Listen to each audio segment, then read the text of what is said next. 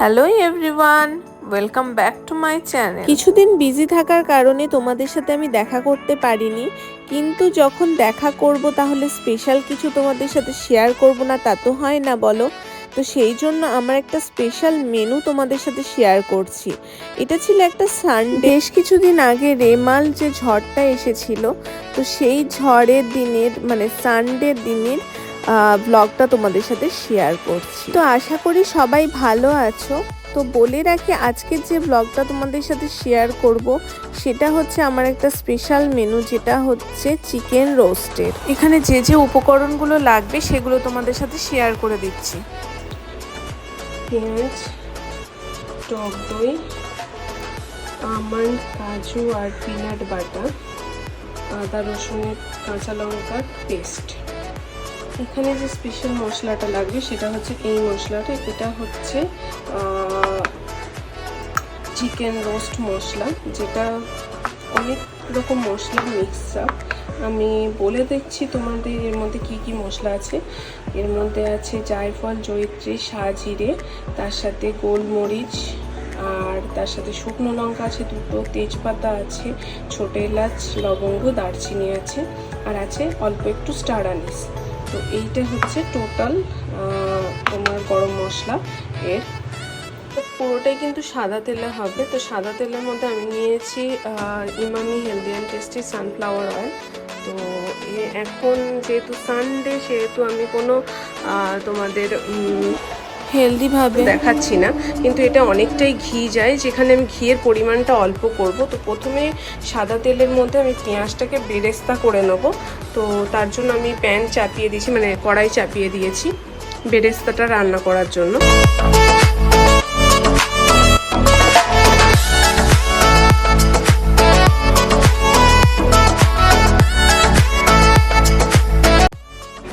বেরেস্তা তোমরা দেখতেই পাচ্ছ রেডি হয়ে গেছে। এখানে চিকেনটাকে আমি ম্যারিনেট করে রেখেছিলাম, তোমরা চাইলে ওভারনাইটও ম্যারিনেট করে রাখতে পারো। দেখাচ্ছি কীভাবে ম্যারিনেট করেছি। চিকেনের পিসগুলো এরকমভাবে পুরো গোটা লেগ, থাই সমেত।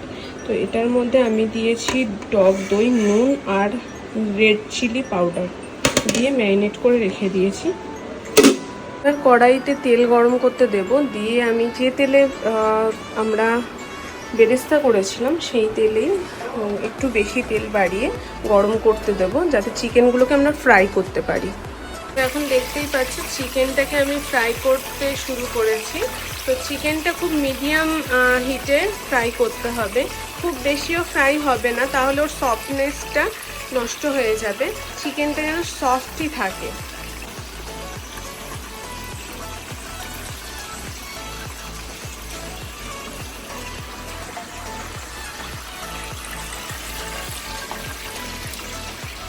রোস্টের যে চিকেনটা সেটা এই লেভেলেরই ভাজা হবে, এর থেকে বেশি ভাজা হবে না। দেখো সফটনেসটাও রয়েছে, একটু ওপরটা হালকা লালচে হয়েছে।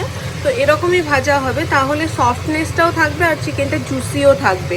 তো আমি বেশিক্ষণ ম্যারিনেট করার সময় পাইনি, তোমরা চাইলে ওভারনাইটও ম্যারিনেট করে রাখতে পারো।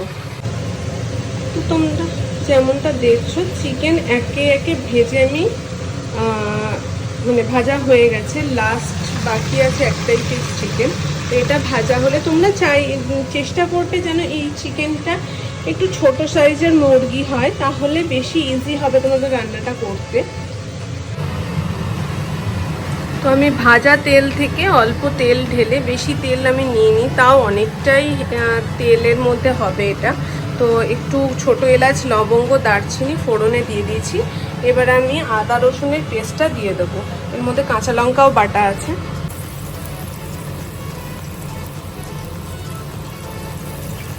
আমি এখানে টক দইয়ের মধ্যে 1 চামচ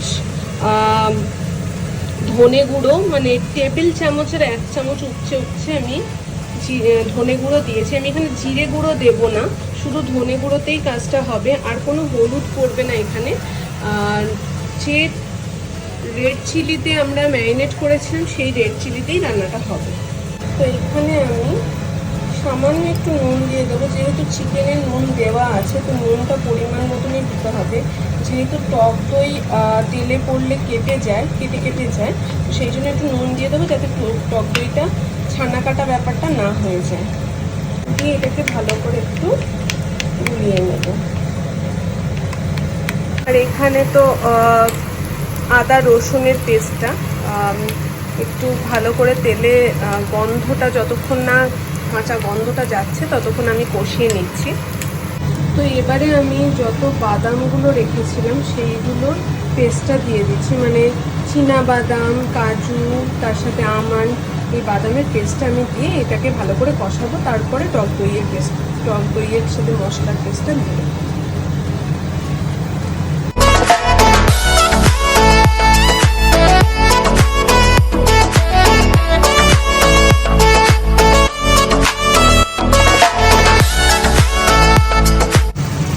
এখান থেকে তেল ছাড়া শুরু করেছে, এবার আমি আস্তে আস্তে টক দইটা দেবো। তার আগে দেখে নেবো এখানে বাদামের কাঁচা গন্ধটা চলে গেছে কিনা।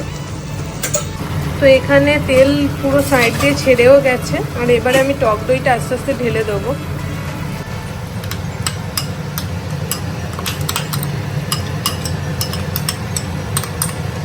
এবার আমি মশলা ধোয়া জলটা একটু দিয়ে দিয়েছিলাম, কারণ এটাকে জলও দিতে হবে কিছুটা। আর একটু কষিয়ে নিয়ে চিকেনগুলোকে দিয়ে দেবো। তার আগে বেরেস্তাটা রাখা আছে, বেরেস্তাটাও দিয়ে দেবো। তো আমি এবার বেরেস্তাগুলো দিয়ে দেবো। একটু বেরেস্তা উপর দিয়ে গার্নিশিংয়ের জন্য রেখে দিই, বাকিটা দিয়ে দেবো পুরোটাই।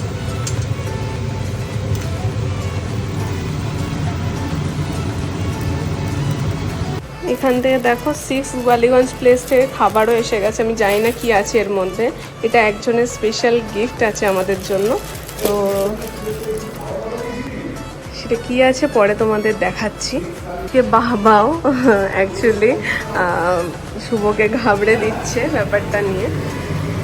অ্যাকচুয়ালি বাবাও শুভকে ঘাবড়ে দিচ্ছে যে ও অর্ডার দিয়েছে কিনা, তো ও এসে দেখবে ব্যাপারটা। এখানে কষা অলমোস্ট শেষ, এবারে আমি চিকেনগুলো দিয়ে দেবো। এবারে এই মশলাটা আমি এখানে দিয়ে দেবো।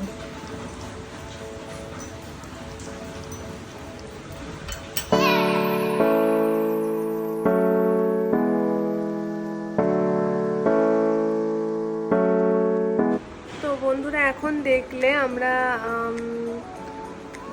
আমরা লাঞ্চ যেটা করেছিলাম তোমাদের সাথে শেয়ার করেছিলাম। তো এখন যেটা তোমরা দেখলে যে গিফটটা এসেছিল 6 বালিগঞ্জ প্লেস থেকে, সেটা ছিল ফিশ ফ্রাই। তো সেটা এখন সন্ধে হয়ে গেছে, তো বেশ বৃষ্টি বৃষ্টি ওয়েদার, জানো এখন ঝড় হচ্ছে। তো সেহেতু এখন একটু চায়ের সাথে এটা খাবো, তো তার জন্য ফ্রাই করা হবে, যেহেতু ওটা কাঁচা আছে। তো দেখতে থাকো আর এনজয় করো আমার ব্লগ।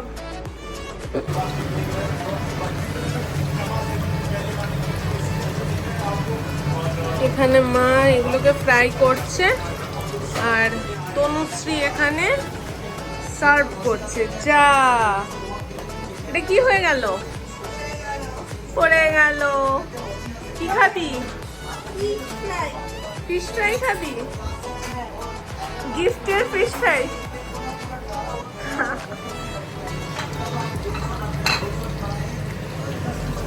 মা আজকে চিকেনটা কেমন খেয়েছিলে? ভালো হয়েছে? খুব ভালো হয়েছে। আমরা ফিশ ফ্রাই খেতে খেতে ম্যাচ এনজয় করছিলাম, বেশ ভালো লাগছিল।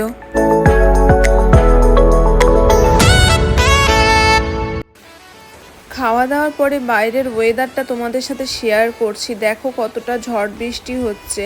এই সময় আমফানের কথা মনে পড়ে যাচ্ছিল। প্রত্যেক বছর গরমের সময় একটা ভালো রকম ঝড় বৃষ্টি হয়। এটা আমফানের মতো অত বড়সড় না হলেও বেশ যেখানে হয়েছে ভালো রকমই ঝড় বৃষ্টি হয়েছে।